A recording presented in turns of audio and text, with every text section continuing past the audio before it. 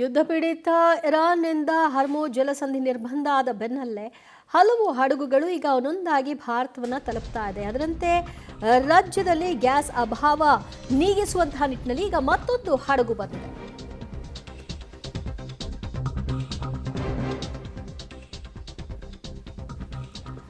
ನವಮಂಗಳೂರು ಬಂದರಿಗೆ LPG ಹೊತ್ತು ತಂದಂತಹ ಬೃಹತ್ ಹಡಗು ರೀಚ್ ಆಗಿದೆ. ಅಪೋಲೋ ಓಷನ್ ಹೆಸರಿನ ಬೃಹತ್ LPG ಹಡಗು ಇದಾಗಿದೆ. 46,000 ಮೆಟ್ರಿಕ್ ಟನ್ ಗ್ಯಾಸ್ ಅನ್ನ ಇದು ತೆಗೆದುಕೊಂಡು ಬಂದಿದೆ.